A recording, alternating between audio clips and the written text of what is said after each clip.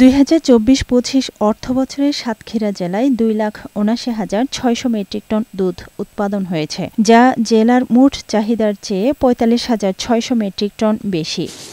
বর্তমানে জেলার 5 উপজেলায় দুগ্ধ সমবায়ের কার্যক্রম বাস্তবায়িত হচ্ছে। প্রকল্পভুক্ত সমবায়ের সদস্যদের দেওয়া হচ্ছে ঋণসহ নানা সুযোগ সুবিধা। এর ফলে গাভী পালনে আগ্রহী হয়ে উঠছেন গ্রামের সাধারণ মানুষ। বেড়েছে নারী উদ্যোক্তা। 2 লাখ টাকা থেকে এত দূর চলে আইছি।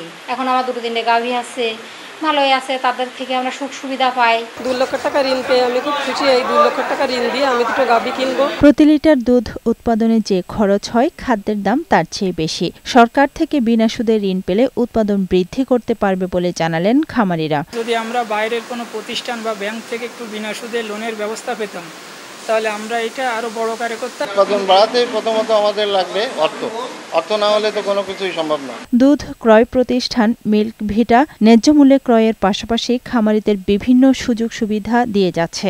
দুধের গুণগত মানের উপর ভিত্তি করে আমরা 40 থেকে 80 টাকা পর্যন্ত দুধের দাম দিয়ে থাকি। যত দুধ উৎপাদন করবে আমরা নেয়ার ক্যাপাসিটি আমাদের সেটা আছে। কর্মসংস্থান সৃষ্টি এবং নারীর ক্ষমতায়ন বৃদ্ধি করতে বিভিন্ন পদক্ষেপ গ্রহণ করা হবে বলে জানালেন এই কর্মকর্তা। আমরা তাদেরকে 2 লাখ টাকা করে লোন দিচ্ছি, 30 কিস্তিতে শোধ করার সুযোগ পাচ্ছে, সুদ নাই। সরকার এই সুযোগটা দেওয়ার কারণে খামারিরা উপকৃত হচ্ছে। দুগ্ধ উৎপাদনের এই ধারা অব্যাহত রাখতে গোখাদ্যের দাম নিয়ন্ত্রণে রাখা এবং খামার সম্প্রসারণের সাথে সাথে সুদমুক্ত আরও ঋণের ব্যবস্থা করার দাবি খামারিদের। আফরোজা সুলতানা, বৈশাখী সংবাদ।